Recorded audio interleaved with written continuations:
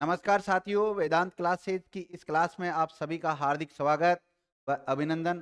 साथियों, आज हम चर्चा करेंगे 12 जनवरी 2025 से रिलेटेड जो भी इम्पोर्टेंट क्वेश्चन बनते हैं करंट को लेकर, उन सभी क्वेश्चन के ऊपर हम चर्चा करेंगे। तो देखिएगा, हाल ही में राष्ट्रीय मानव तस्करी जागरूकता दिवस हर साल कब मनाया जाता है, यानी कि आपको ये बताना है मानव तस्करी जागरूकता दिवस प्रतिवर्ष कब मनाया जाता है। 10 जनवरी को, 11 जनवरी को, 12 जनवरी को या 13 जनवरी को। चार विकल्प आपके सामने दे रखे हैं और इन विकल्प को देखकर आपको आंसर देना है। तो इसका अपना राइट आंसर चला जाएगा बी। क्या चला जाएगा? बी चला जाएगा 11 जनवरी को। हमेशा याद रखना, जो भी इंपॉर्टेंट डे होते हैं वहां से क्वेश्चन बनते हैं। का डिस्क्रिप्शन देख लेते हैं। राष्ट्रीय मानव तस्करी जागरूकता दिवस प्रत्येक वर्ष 11 जनवरी को मनाया जाता है। ये मानव तस्करी की निरंतर समस्या के बारे में जागरूकता फैलाने के लिए मनाया जाता है। क्यों मनाया जाता है? कि जो ये मानव तस्करी की जो समस्या है, इससे संबंधित जागरूक करने के लिए लोगों को, इसलिए इस डे को मनाते हैं। इस डे का उद्देश्य मानव तस्करी पीड़ितों की दुर्दशा के बारे में जागरूकता बढ़ाना और साथ ही उनके अधिकारों को बढ़ावा देना और उनकी रक्षा करना है। ध्यान रखना। नेक्स्ट क्वेश्चन देख लेते हैं। हाल ही में किस राज्य सरकार ने बेमौसम बारिश को प्राकृतिक आपदा घोषित किया है? अभी बिन मौसम बारिश हो गई है, तो इस वजह से कौन से देश ने उससे प्राकृतिक आपदा घोषित कर दिया है? उस देश नहीं, सॉरी, राज्य, कौन से राज्य ने इसको घोषित किया? तो उस राज्य का नाम बताना आपको। हरियाणा ने, आंध्र प्रदेश ने, मध्य प्रदेश ने, उड़ीसा ने। तो हाल ही में ऐसा घोषणा किसके द्वारा की गई है? उड़ीसा गवर्नमेंट के द्वारा की गई। ध्यान रखना, उड़ीसा राज्य ने इसको प्राकृतिक आपदा घोषित कर दिया है। जो अभी बारिश हुई ना, क्योंकि इससे काफी नुकसान हुआ है, फसलों को ओलावृष्टि वगैरह होती है, तो इससे काफी नुकसान हो जाता है।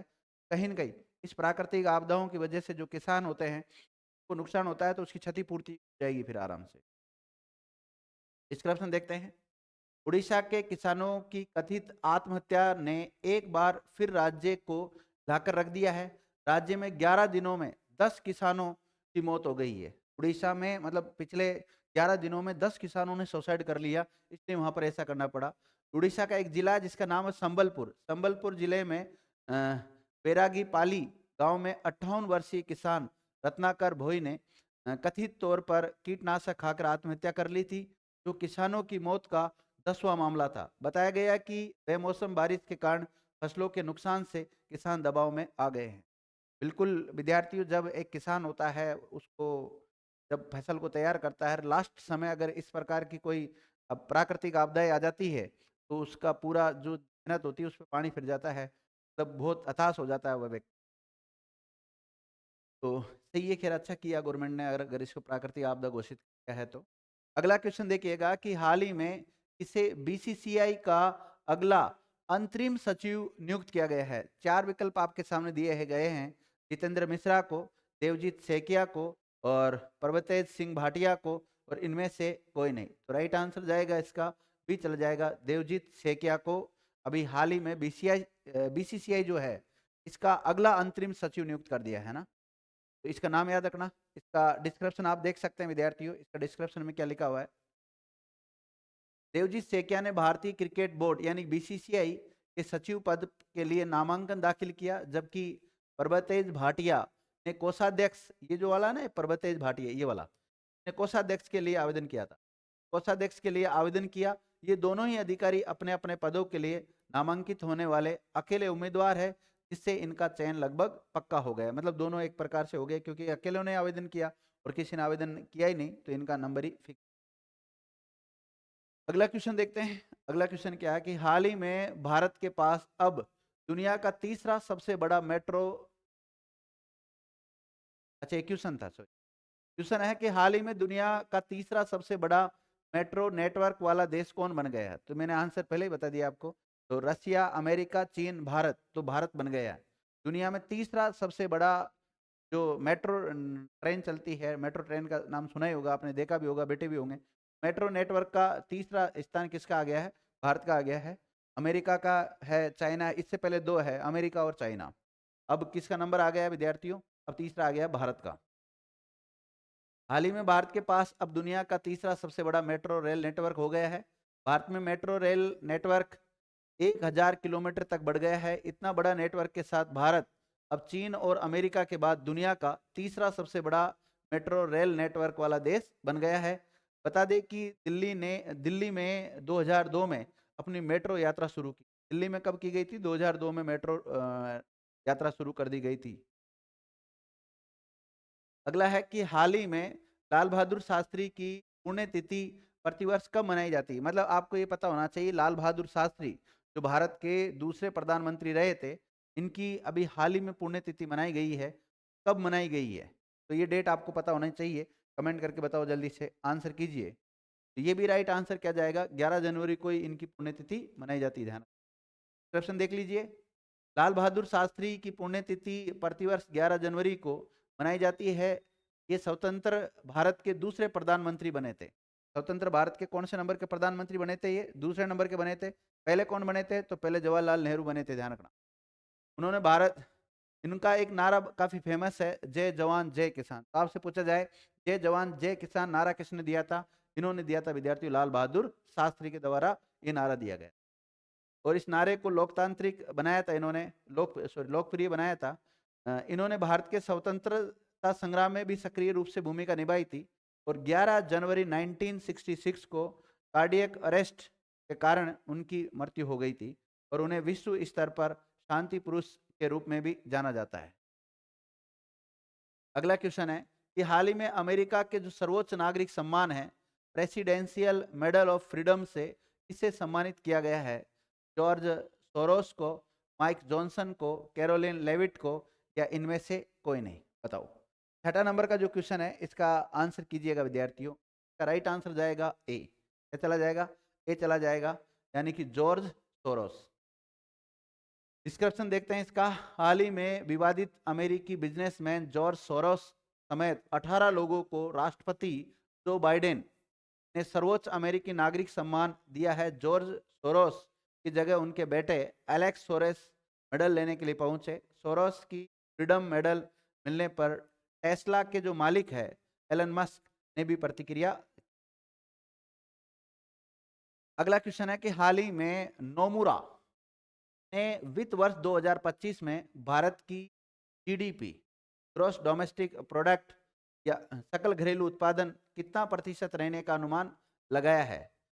5.9%, 6.9%, 6.7%, 8.2%? बताओ। सातवें नंबर का जो क्वेश्चन है, इसका आंसर कीजिए। सातवें का राइट आंसर क्या जाएगा? जल्दी से कमेंट कर दीजिए।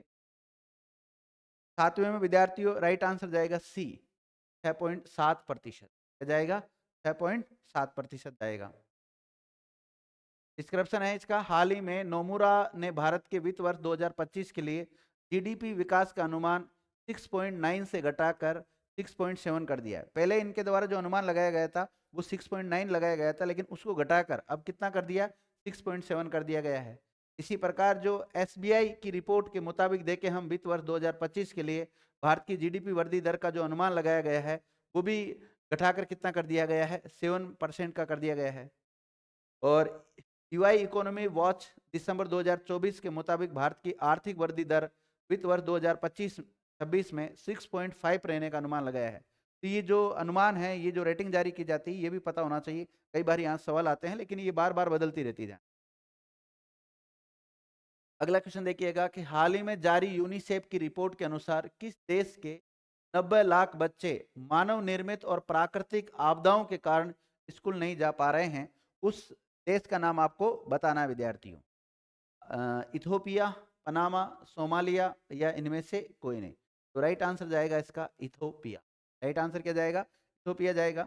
और डिस्क्रिप्शन है इसका कि हाल ही में संयुक्त राष्ट्र बाल कोष ने खुलासा किया है कि मानव निर्मित और प्राकृतिक आपदाओं के कारण इथोपिया में 9 मिलियन से अधिक बच्चे स्कूल से बाहर है। यूनिसेफ ने जारी अपनी नवीनतम इथोपिया की मानवीय स्थिति रिपोर्ट में कहा कि जलवायु परिवर्तन और संघर्षों के कारण पूर्वी अफ्रीकी देशों में 6,000 से अधिक स्कूल बंद कर दिए गए हैं। कितने? 6,000 से अधिक स्कूल बंद कर दिए गए हैं वहां पर, वो स्कूल नहीं जा पा रहे हैं। अगला है कि हाल ही में केंद्रीय कपड़ा मंत्री जिनका नाम गिरिराज सिंह है, उन्होंने राज्य में भारतीय हथकरघा प्रौद्योगिकी संस्थान के नवनिर्मित भवन का उद्घाटन किया? कहाँ पर किया? बिहार में, छत्तीसगढ़ में, मेघालय में या पश्चिम बंगाल में? तो कहाँ पर ये उद्घाटन किया गया है? ये उद्घाटन किया गया है विद्यार्थियों पश्चिम बंगाल में। कहाँ पर किया गया है? पश्चिम बंगाल में किया गया है, ध्यान रखना।